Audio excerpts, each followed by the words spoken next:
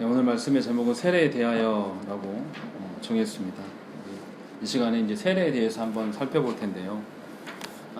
우리 한국 교회 안에 그 많은 성도들이 세례를 어떻게 생각하냐면 그 예수 그리스도를 믿고 구주로 섬긴다는 어떤 표식 정도로만 생각을 하는 경향이 있습니다. 어떤 증표 정도로. 뭐 그것이 아니다라는 것은 분명히 아니에요. 그러나 그것에 머물러 있으면 문제가 된다는 것이죠. 또 많은 목회자들이 세례를 어떻게 바라보냐면 세례를 통해서 삼위 하나님, 성부 하나님께서 그리스도 안에서 우리에게 은혜 베푸심을 강조하기보다는 사람이 어떤 그것을 믿느냐, 인간의 반응이나 다짐을 이렇게 강조하는 형식으로 세례를 주관합니다. 이것은 굉장히 그 세례에 대해서 오해되고 있는 어떤 사람들의 결정이나 결단에 의해서 세례가 좌우지되는 것처럼 알미니안적인 요소를 많이 갖고 있는 것이죠. 그래서 교회 안에 세례가 바르게 시행되지 못하고 또 우리 안에 세례의 그 은혜가 우리에게 잘 정립되지 않는 것이 우리가 일반적인 어떤 세례에 대한 관점입니다. 그런데 세례는 분명하게 예수 그리스도께서 우리를 위해서 죽으시고 부활하셔서 그로 말미암아 성령님이 우리 가운데 내주하게 되시는 어떤 그런 근거가 되는 것이죠. 그렇기 때문에 세례는 반드시 먼저 구속사적인 관점에서 어떤 역할을 하고 있는가를 봐야 됩니다. 그리고 그렇기 때문에 구약의 할례와 신약의 그 언약 공동체의 그 연관성을 살펴야 되고, 그런 점으로 보면 세례가 이제 어떤 의미를 갖는 것인가를 우리가 알 수 있는 것이죠. 그래서 세례의 그 의미들이 우리 가운데 정리됐을 때 세례의 유익과 세례가 표중으로서 우리한테 부여됐을 때 우리가 끼칠 수 있는, 누릴 수 있는 것이 무엇인지를 이제 알 수 있게 된다는 것입니다. 먼저 우리가 구속사적인 의미로서의 그 세례 위치를 이제 한번 생각을 해봐야 돼요. 구속사적인 관점에서 구약과 신약으로 이제 나눠서 설명을 하는데, 구약은 주로 어떠한 것을 하나님께서 계시합니까? 하나님의 언약과 약속과 앞으로 그 언약대로 성취될 것들에 대한 것들의 계시를 보여주는 것이죠. 그리고 신약은 이 약속된 하나님의 그 언약이 신약에 와서 성취되는 성취의 계시로서 보여지는 경향이 강합니다. 그래서 구약의 그 예언들과 약속들은 분명히 말씀을 통해서 그들에게 주어졌고 또 상징적인 모습으로 많이 반영이 되었습니다. 그러니까 이제 구약에서 성전에서 양을 죽이고 짐승의 피를 흘리는 것, 이런 방식으로서 누구를 드러내냐면 예수 그리스도께서 오셔서 죄를 대속하시기 위하여서 십자가의 죽으심의 어떤 그 상징으로서 어린 양의 그 피 흘림으로 구약에서 많이 이제 제공되고 있는 것이죠. 그렇기 때문에 구약의 그 피 흘림의 반복적인 것들이 예수님이 오셔서 신약에서 그 구약의 피 흘림의 어린 양의 일들을 완전히 성취하셨어요. 끝냈단 말이에요. 그렇기 때문에 더 이상 예수님이 오신 이후로는 피 흘림이 반복될 필요가 없는 것이죠. 그러니까 피 흘림이 종결되었습니다. 같은 개념으로 구약의 할례도 비슷한 개념이죠. 구약의 할례, 이 육체의 일부를 떼어내서 피 흘리는 그 의식을 통해서 예수 그리스도 안에, 언약의 공동체 안에 속해지게 되었다라는 그런 표징이기 때문에 예수께서 오셔서 피 흘리심으로 말미암아 그 할례의 피 흘림도 이미 다 종결케 하셨다라는 것이죠.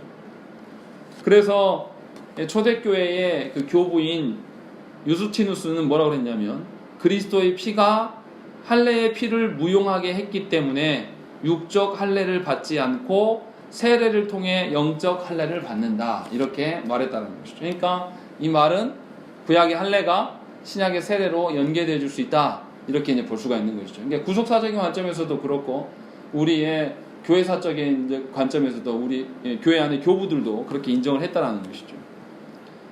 그리고 또 성경에서 분명히 보는 것을 보면 예수님께서 세례를 제정하시기 전에 누가 세례를 베풉니까?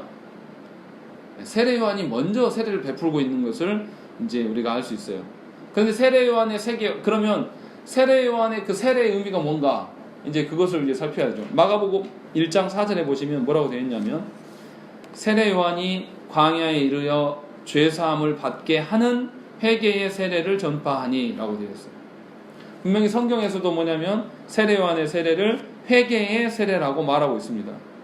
그러니까 요한이 그 시행하는 세례는 그 세례 자체의 의미보다는 자기 뒤에 오시게 될 메시아이신 구주를 바라보게 하시고 거기에 초점을 두게 하시기 위한 세례였다는 것이죠.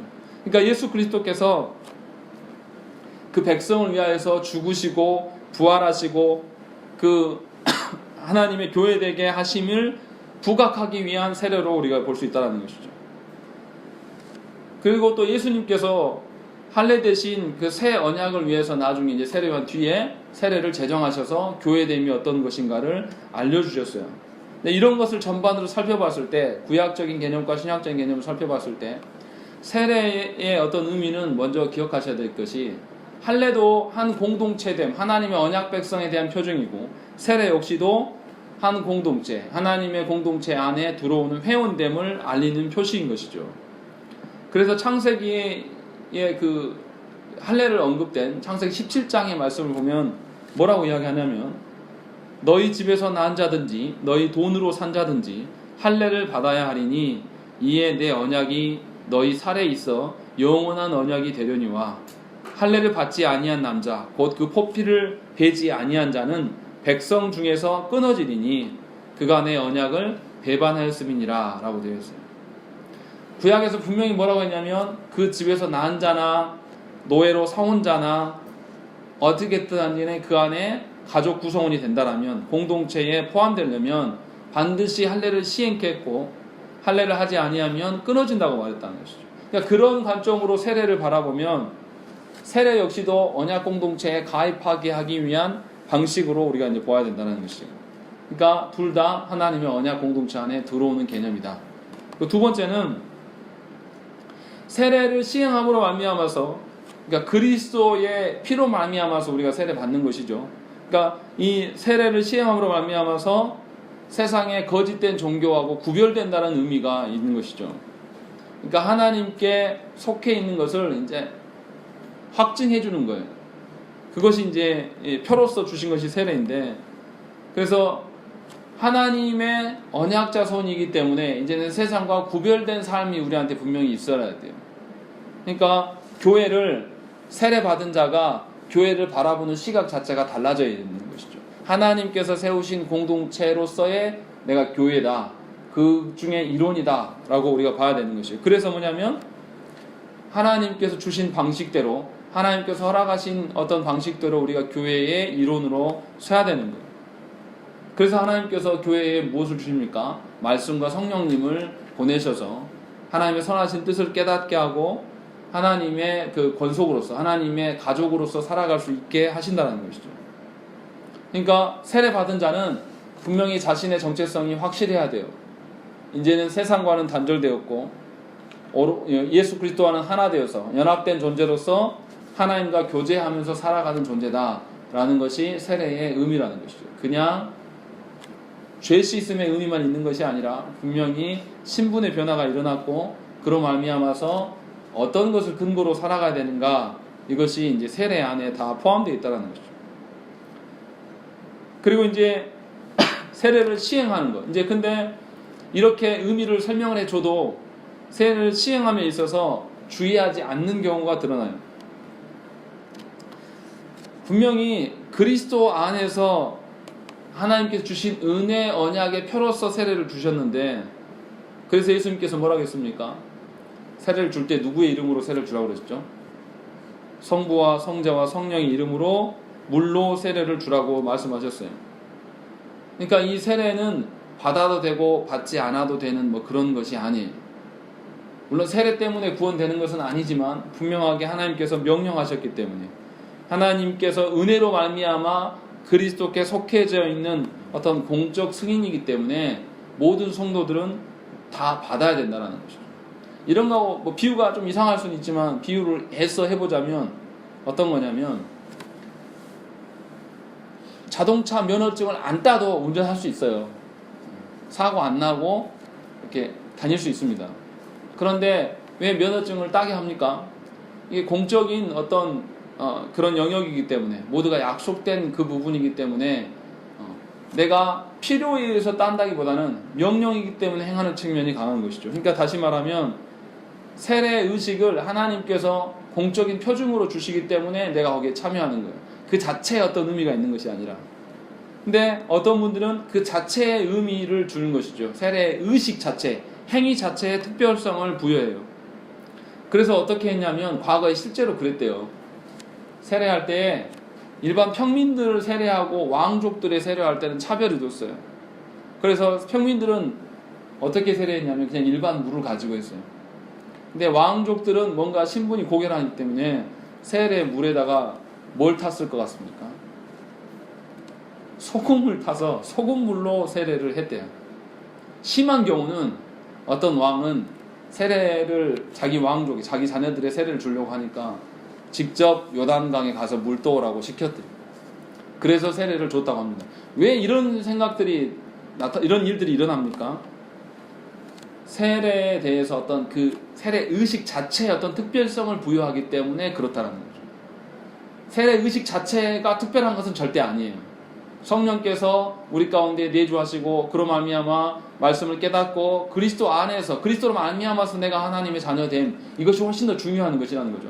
그렇다고 해서 세례의 그 행위 자체를 무시하거나 가볍게 여겨서는 안 된다는 거예요. 왜냐하면 분명히 예수께서 우리에게 제정하여 주신 어떤 그런 성례이기 때문에 우리가 그것을 존중하면서 인정해야 돼요. 그러니까 그 의미를 부각하고 그것이 합당한 나이가 되고 합당한 신앙 고백이 있을 때는 반드시 그런 제도들을 통해서 하나님 자녀된 공적인 확인을 해야 된다는 것이죠. 그러나 다시 말하지만 그 의식 자체의 어떤 의미는 너무 부각시키지 말라는 것이죠. 그리고 두 번째, 세례에서 물을 사용한다는 것은 무엇을 전제하고 있겠습니까? 물이 무슨 역할이죠? 뭔가 씻어내는 거예요. 그런 역할이라는 것은 세례 받는 자에게 씻어낼 것이 있다는 거죠. 씻어낼 것이 있다는 것은 뭐죠? 뭔가 연약하고 뭔가 문제가 있다는 거죠. 그렇기 때문에 씻어내는 거 아니겠습니까? 그래서 세례에 물을 사용하면 인간의 비참과 인간의 죄성을 전제하고 있습니다. 그러니까 그리스도의 피로 말미암아서 사람의 죄와 비참함이 씻겨나가는 것은 맞아요. 그것을 상징적으로 보여주는 것이 물이라는 것이죠. 그러니까 세례를 받은 신자는 자기 스스로 어떤 자기의 의로움이나 정결함이나 거룩함이나 구원을 자기 안에서 발견할 수가 없습니다. 외부적으로 삼위 하나님께서 나에게 찾아와 주셨을 때에 그 정결함이 생겨날 수 있다. 물이 그렇잖아요. 내 안에서 발현된 물이 아니라 그것은 노폐물일 뿐이죠.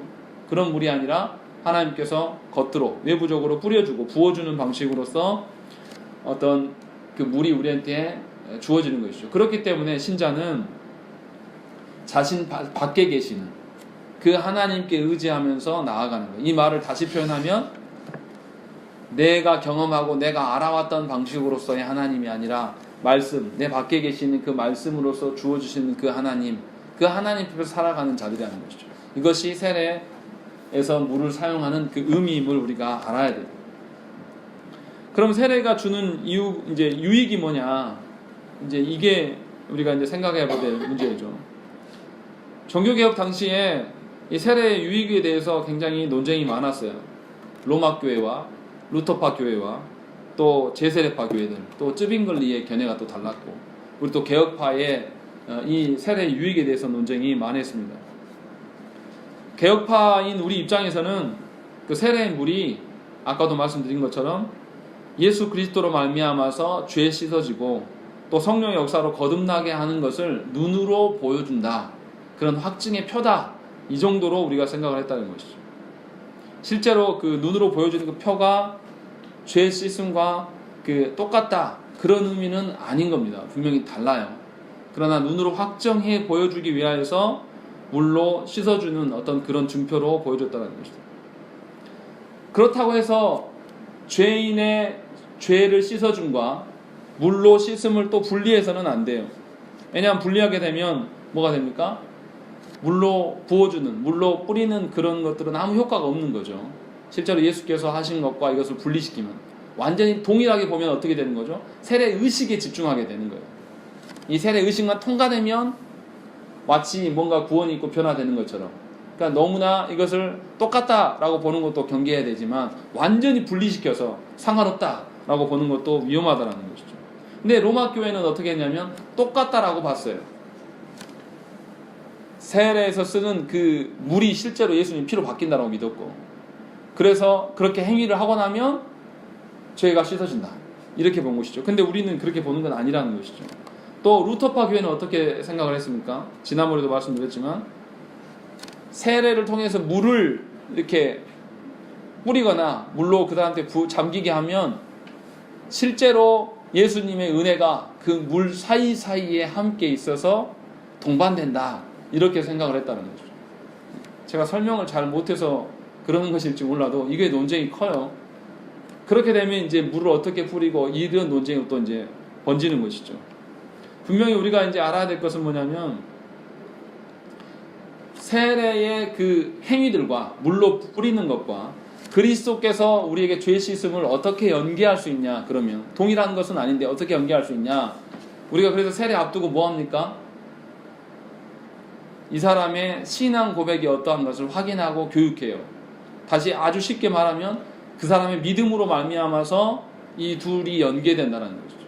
그러니까 예수 그리스도께서 나를 씻으시고 나를 정결케 하신 분이다라는 그 믿음과 신뢰함이 있을 때에 세례 행위 안에 그 은혜가 이제 믿음으로 말미암아서 또 부각될 수가 있는 그런 구조인 것이에요. 그러니까 개혁파에서는 분명히 세례를 앞두고 세례 교육이 굉장히 강조됐고 세례 교육에 대해서 더 면밀하게 하려고 의지를 가졌다는 것이죠.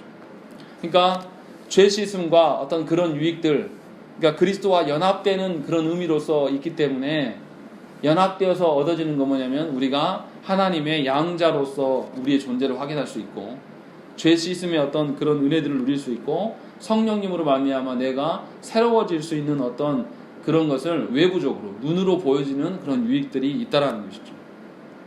근데 이런 것만 있는 게 아니에요. 이제 중요한 것은 그 다음이죠. 제가 주보에 자리가 없어서 이제 써놨는데 더 중요한 것은 세례에 지속되는 유익입니다. 세례는 단회적으로 한번 이렇게 행위를 통해서 유익을 맛볼 수 있는 그런 것만이 아니에요. 계속 지속돼야 돼요. 세례를 베풀 때 누구의 이름으로 세례를 베풉니까? 삼위 하나님의 이름으로 세례를 베풀어요.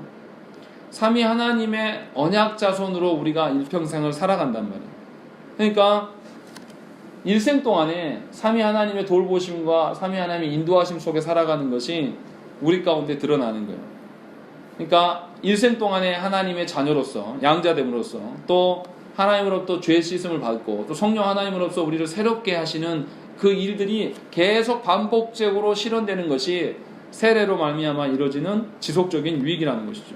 그러니까 신자가 어떤 고난이나 시험 당해서 넘어질 때, 마음이 무너져 내릴 때, 그때 세례 받음을 기억하면서 내가 누구 안에 있다? 삼위 하나님과 동행하고 있다. 삼위 하나님 안에 존재된 자인 것을 기억해내고 삼위 하나님을 근거로 말미암아서 안정을 취할 수가 있게 되는 것이죠.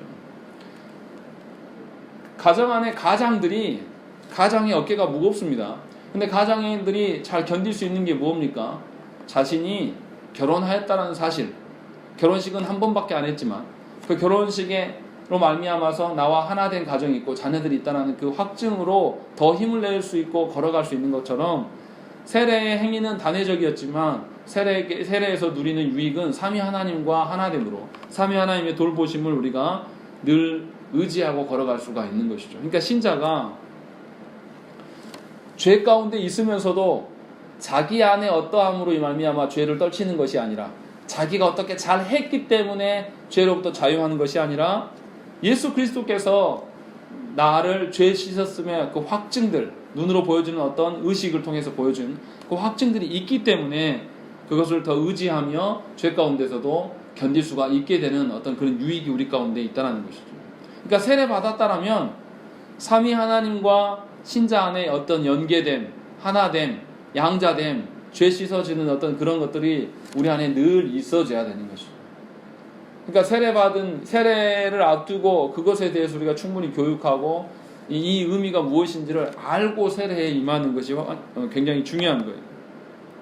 그러니까 세례는 어떻게 보면 하나님의 은혜의 시작이에요. 이미 그 전에 은혜가 시작돼서 말씀을 깨닫고 우리가 믿음이 있어지는 건 맞아요. 그런데 공적으로 눈에 보여주는 어떤 의식으로서의 시작이에요. 그러니까 그 이후에는 어떤 것이죠? 이 행위가 중요한 게 아니라 삼위 하나님께서 공적으로 확인, 인 도장 찍어줬으니까 그 뒤로부터는 삼위 하나님을 더욱 의지할 수 있는 구조가 되는 거죠. 그러니까 세례 받았다라면 최소한 이런 것이 있어야 되겠죠. 전에는 어려운 일이 닥치면 좌절하고 낭망하고 울었어요. 그냥 견디기 힘들어서 스트레스 푸는 방식으로서 울었단 말이에요. 근데 그게 아니라 이제는 세례 받은 자, 삼위 하나님 안에서의 존재된 자임을 나의 정체성을 확인했기 때문에 어떤 방식으로 우는 거죠? 하나님의 은혜에 감격하여서 하나님의 은혜를 구하는 방식으로서 울 수 있는 자가 되는 것이죠. 이것이 전혀 다른 세례 받은 신자의 눈물이 될 수가 있다는 것이죠. 그것이 우리 안에 그런 유익들이 저와 여러분 가운데 늘 있다는 거죠. 그러니까 내가 세례를 받았음에도 불구하고 나에게 그런 은혜가 없다라면 하나님께 더 구해야 하고 물으셔야 돼요. 여러분들의 정체성이 확실한지 하나님께 물을 수 있어야 된다는 것이죠. 그렇기 때문에 세례를 시행함에 있어서 세례의 의미를 부여함에 있어서 오류되는 것들에 대해서는 철저히 교회가 가르치고 막아야 됩니다. 제세례파, 지금으로 말하면 침례교회들이 그런 입장을 취하는데요. 세례가 주는 어떤 유익이 개인적인 것이라고 이제 주장을 합니다. 그래서 어떻게 이야기하냐면 유아 세례를 인정하지 않아요. 또 어떤 잘못된 곳에서 세례 받은 것에 대해서 다 거부합니다. 초대교회에도 그 도나투스를 따르는 자들이 어떤 것을 주장했냐면 배교한 목사들, 원래 교회 안에 목사였는데 배교해버렸어요. 근데 그 사람한테 세례 받은 사람도 있을 거 아니에요. 이 사람들은 어떻게 했냐면 다시 세례 받으라고 했어요. 그래야지 합당하다라고 이렇게 이야기했어요. 근데 이렇게 말하면 오류가 생기죠.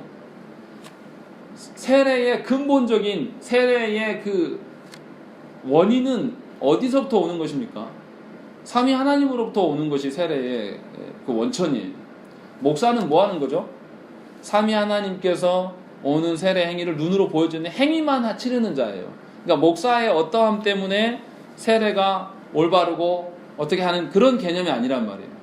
근데 제세례파들의 입장은 뭐냐면 배도한 목사, 원래 목사였는데 예를 들어서 나중에 이 목사가 신학적으로 문제가 있어서 뭐 면직을 당했다. 그러면 이 목사 밑에서 세례 받은 사람들 어떻게 해야 돼요? 다 다시 받아야 된다는. 그러면은 이런 관점으로 봤을 때 세례의 주체가 삼위 하나님입니까? 뭐 사람 목사입니까? 사람 목사가 될 가능성이 높다는 거죠. 그렇기 때문에 제세례파의 입장을 우리가 인정할 수가 없는 거예요. 분명히 그 목사가 배도한 목사라고 할지라도 그가 세례를 받았다라는 것은 삼위 하나님께서 그에게 행하신 일이에요. 그 자체의 의미를 두는 것은 아니라는 거죠. 분명하게 오해는 하시면 안 돼요. 삼위 하나님께서 그를 믿게 하시고 이끄셨기 때문에 하나님의 자녀가 돼요. 우리가 이제 저도 사실은 제가 그때 신앙이 별로 없어가지고 입교했는데 유아 세례를 받고 입교했는데 군대 가서 간식 얻어 먹으려고 세례를 또 받았습니다. 정말 부끄러운 이야기예요. 네. 가서 세례 또 그때 세례 어떻게 받냐면요. 몇천 명 앉아있는 그 군인들 사이로 목사님이 시간이 없으니까 제 뒤로 한 200~300명 쫙 앉아있어요. 두 줄로. 그럼 요 사이에 목사님이 가면서 막 세례를 주고 막 가지고 바쁘니까 한 시간 안에 다 끝내야 되니까 얼마나 정신없겠어요? 근데 그렇게 받은 세례를 할지라도 물론 그 전에 하나님께서 믿음을 주셨음에 대한 것을 우리가 다 아는 거죠. 그랬을 때에 삼위 하나님께서 행하신 세례이기 때문에 그 세례가 인정이 돼야 된다는 거예요. 그렇기 때문에 세례 주는 자는 더 확실히 세례를 줘야 돼요. 문제가 있는 거죠. 군대 세례가 문제가 없다라고 제가 말씀드리는 건 절대 아니에요. 문제가 있어요. 이분이 정말로 믿는지에 대한 어떤 확인 없이 행위만 있기 때문에, 의식만 있기 때문에. 그러나 분명하게 하나님 앞에서 세례의 원리가 어디에 있냐? 삼위 하나님께서 우리에게 세례 주심인 것이지 거기에 원천이 있는 것이지 사람한테 있는 것이 아니기 때문에 분명히 세례를 다시 주는 문제에 대해서는 우리가 생각해 볼 필요가 없다는 것이죠. 그러니까 칼빈이 어떤 이야기를 했냐면 목사들은 외적 표의 봉사자들일 뿐이니 그리스도는 내적 은혜의 수여자이다 이렇게 말했다는 것이죠.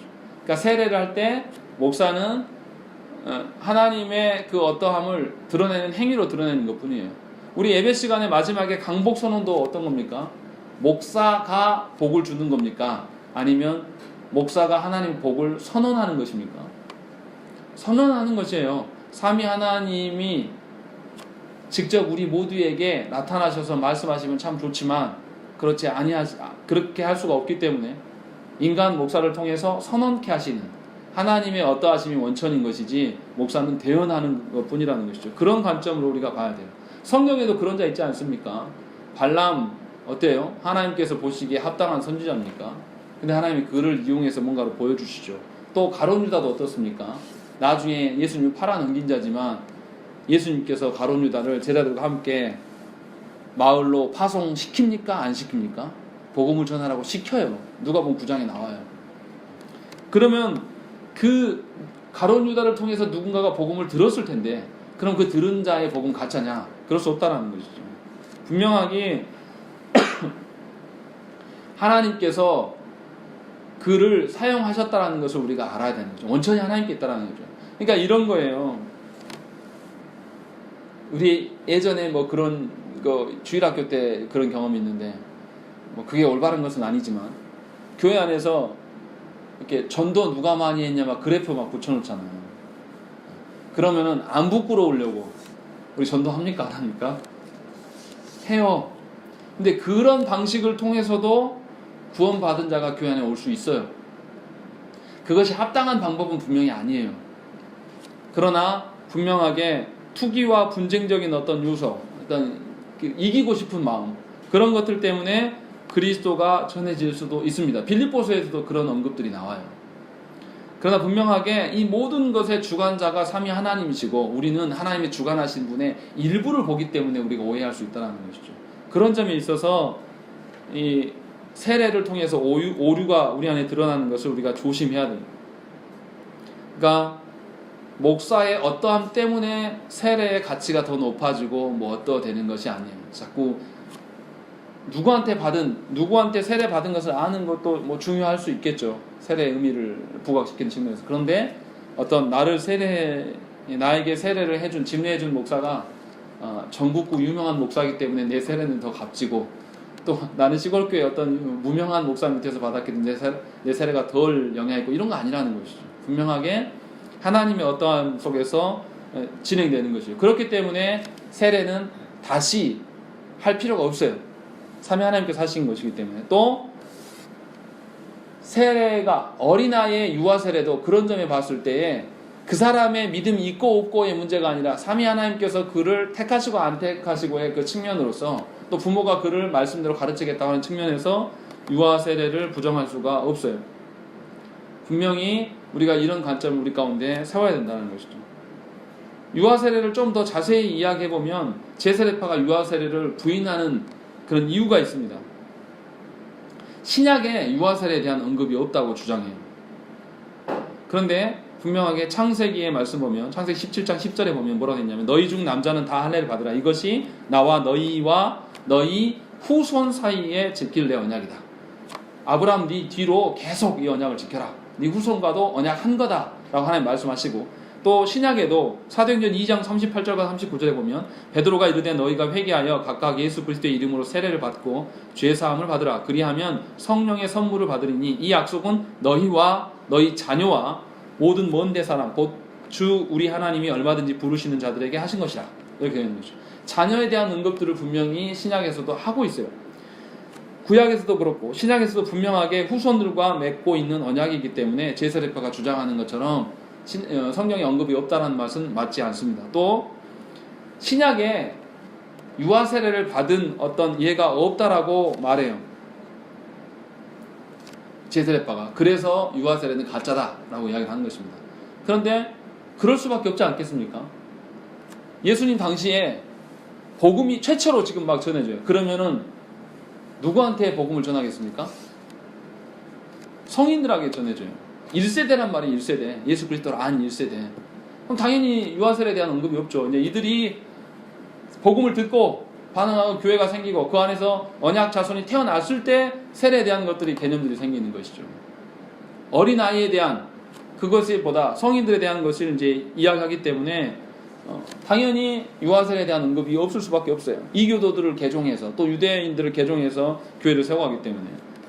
사도행전 16장 33절에 보면 그 밤, 오늘 읽었던 말씀이죠. 그 밤 그 시각에 간수가 그들을 데려다가 그 맞은 자리를 씻어주고 자기와 그 온 가족이 다 세례를 받은 후, 분명하게 온 가족이 다 받았다라고 되어 있는 것입니다. 그 안에 아이가 있었는지 없었는지 알 길은 없어요. 그러나 분명하게 그 가족들이 계속, 앞에서도 우리가 루디아 가족들도 다 권속들이 다 세례 받았다라는 것들을 보면 분명히 유아 세례가 신약에 없다는 말은 확증할 수가 없어요. 그리고 또 유아들이 세례의 의미를 모르기 때문에 세례가 의미 없다라고 이렇게 주장을 해요. 그런데 할례를 하나님 어떻게 하십니까? 언제 시키죠? 난지 8일 만에. 난지 8일만 아기가 하나님의 언약을 깨닫고 알고 할례를 받습니까? 그렇지 않은 것이죠. 그러니까 이 세례 받은 자가 얼마만큼 하나님의 이해를 이해하느냐, 이것 때문에 세례 주고 하는 것이 아니에요.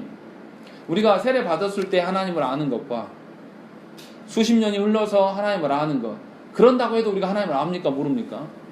사실은 몰라요. 잘 하나님을 얼마만큼 하나님에 대해서 뭐 3% 이해되면 세례를 주고 3% 좀 못 믿지, 이런 개념이 아니라는 것이죠. 그런 방식으로 보면 곤란하다는 것이고, 또 그 제세례파들이 마가복음 16장 16절을 근거로 이야기를 하는데 16장 16절에 뭐라고 되어 있냐면 믿고 세례를 받는 사람은 구원을 얻을 것이다, 이렇게 이야기해요. 그러니까 유아들은 믿고 받은 것이 아니기 때문에 무의미하다라고 이야기를 해요. 그런데 마태복음이 아니라 마가복음입니다. 죄송합니다. 마가복음 16장 16절의 그 맥락은 뭐냐면 예수님께서 만민이 복음을 듣게 될 것이다, 복음을 전파되는 것에 대한 이야기를 하시면서 말씀하신 거예요. 그러니까 선교 명령으로 말씀하신 본문인데 그것을 이제 세례에 접목하는 이제 오류를 갖고 있다는 것이죠.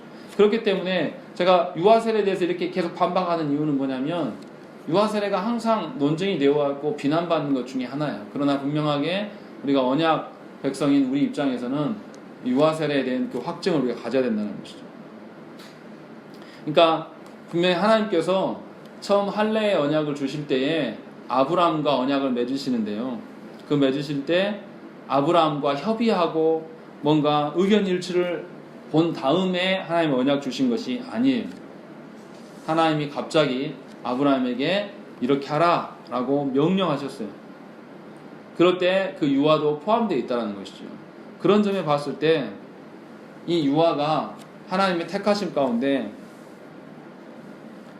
하나님의 언약 백성 안에 있다라는 것만 우리가 해야지, 그 아이가 나중에 선택받을 것인지 안 받을 것인지 또 하나님 어떻게 할 것인가 판단하는 것은 우리의 권한 밖이라는 것이죠. 그런 점에 있어서 우리가 유아 세례를 좀 새롭게 봐야 돼요. 하나님의 언약적인 측면으로서 봐야 될 필요가 있다는 것이죠. 그리고 마지막으로 이제 세례 행위에 대한 이야기. 전에도 이거 한번 말씀드렸던 것 같아요. 하이델베르그 할 때도 말씀드렸는데, 이 세례를 놓고 물에 잠기는 침례의 방식을 해야 되냐, 아니면 이제 뿌리는 방식으로 우리처럼 그냥 해야 되냐라는 그런 이제 싸움들이 있어요. 로마서 6장 3절 4절에 보면 이렇게 되어 있습니다. 무릇 그리스도 예수와 합하여 세례를 받은 우리는 그의 죽으심과 합하여 세례를 받은 줄을 알지 못하느냐. 그러므로 우리가 그의 죽으심과 합하여 세례를 받음으로 그와 함께 장사되었나니 이는 아버지의 영광으로 말미암아 그리스도를 죽은 자 가운데서 살리심과 같이 우리도 또한 새 생명 가운데서 행하게 하려 함이라 라고 되어 있습니다. 이 근거 구절을 가지고 예수님과 함께 죽어야 되고 예수님과 함께 살아야 된다 라는 것을 강조하는 사람들이 제세례파예요. 지금의 침례교회들이죠. 그래서 그들이 어떻게 합니까? 침례 방식으로만 세례해야 된다라는 것을 주장해요. 근데 아까도 이야기했지만 행위는 별로 중요하지 않아요. 물론 침례 방식을 통하면 유익이 있습니다. 어떤 유익이 있습니까? 침례할 때 어떻게 해요? 뒤로 이렇게 집어넣어요. 세례 받는 자에게 코 잡고 집어넣어버려요. 그러면 어떤 느낌인데, 여러분 뒤로 한번 수영 잘하시는 분들은 상관없겠지만 못하시면 이렇게 뒤로 이렇게 물에 잠기면 코로 물 들어오고 정신없어요. 죽을 것 같단 말이에요. 죽음을 경험하게 하는 그런 효과가 있습니다. 그리고 잠겨있다가 바로 안 빼줍니다. 조금 머물게 해요. 왜요? 죽음의 공포를 경험하라고. 그리고 빼요. 다시. 그러니까 설명이 잘 안 되는지 모르겠지만 제가 물에 빠져 죽을 뻔한 기억이 있어요. 초등학교 2학년 때. 지금도 안 잊어먹습니다. 물에 빠져가지고요. 한참 있다가 나왔을 때, 수면 위로 나올 때 그 순간이 굉장히 짧은 시간이잖아요. 지금도 굉장히 길게 느껴집니다. 어렸을 때. 그 물에 있는데, 빠져 있는데, 제가 건져달라고 보니까 다리 위에 뭐 동네 친구들 다 쳐다보고 있는데 못 건져줘요, 아무도. 저 형님이 저 건지려고 다리를 했는데 실패하고, 그런데 뭐 큰 다른 덩치가 뛰어들어가지고 저를 건지는 장면이 슬로우 모션으로 지금도 기억이 나요. 그래서 저를 이렇게 끌어올리는 장면도 굉장히 느리게끔. 나올 때 물 밖에 안 나왔는데 제가 이제 숨 쉬고 싶어서 입 열었던 그런 것들이 아직도 또렷하게 기억이 나요. 왜 그렇겠습니까? 이 부활에, 제가 부활을 설명하려고 지금 이렇게 장황하게 하는 거예요. 수면 위로 이렇게 나오면서 그리스도와 함께 부활된 새 생명을 얻음에 대한 의미를 부여하기는 침례가 사실은 정말 좋아요. 그 방식이. 뭐 그런 방식이라고 해서 하나님의 은혜가 더해지고 뭐 이런 것은 아니지만 그런 유익이 있긴 합니다. 그래서 침례 교도들이 이것을 강조합니다. 그런데 상관없어요. 왜냐하면 성경에 보면 그거 말고도 다른 방식이 있어요. 에스겔서 36장 25절에 보면 맑은 물을 너에게 뿌려서 너희를 정결하게 하되 곧 너희 모든 더러운 곳에서 모든 우상 숭배에서 너희를 정결하게 할 것이며, 히브리서에도 나옵니다. 뿌린다는 이야기가. 그러니까 뿌리든지 뭐 물에 잠기든지 아무 상관없어요. 생각을 해보세요. 시내가 없어요. 사막에서, 물 없는 지역에서 세례 받으려면 어떻게 해야 되겠습니까? 뿌릴 수밖에 없어요. 잠기기 못하니까. 또 잠기게 하고 싶어가지고 러시아나 추운 시베리아 지역에 사는 사람들이 물에 잠겨야 된다. 그래서 시냇물 데리고 가서 세례 주다가 죽으면 어떡해요? 그럼 교회 덕이 안 되지 않습니까? 그러니까 방편은 별로 중요한 것이 아니에요. 근데 저도 침례교회 목사 아는 분이 있는데 만나면 이걸로 맨날 싸워요. 별거 안 중요한 것 같은데 제가 볼 때는. 그래서 어떻게 하는 방식이냐는 별로 의미가 없습니다. 중요한 거는 앞에서 언급한 것처럼 장황하게 막 여러 가지 이야기를 했는데, 하나님께서 우리를 눈에 보이는 표징으로 해주신 것 뿐이지, 중요한 것은 삼위 하나님의 손 안에서, 삼위 하나님의 권속 안에서 살아가고 있는 것이 중요하다는 것이죠. 그래서 우리가 세례 받은 자로서 지속적인 그 세례의 유익을 누리면서 살아가야 되는 것이 우리가 이제 하나님 앞에 서야 될 이유라는 것입니다. 그래서 우리가 세례 받음에 대해서 세례의 그 의미를, 그리고 세례 받은 자의 이후에 우리 삶의 변화됨, 우리가 하나님을 바라보는 어떤 시각의 바뀜, 이것이 훨씬 더 중요하다는 것을 잊지 마시고, 이미 여러분들 다 세례 받으셨지 않습니까? 세례 앞으로 받을 영혼들에게 이 세례 받은 자의 달라진 모습들을 보여주고 세례의 의미를 확실히 세워가는 것이 먼저 된 자들로 우리가 해야 될 일임을 기억하시고 그렇게 살아가는 저와 여러분 되시기를 간절히 축원합니다. 우리 함께 기도하겠습니다.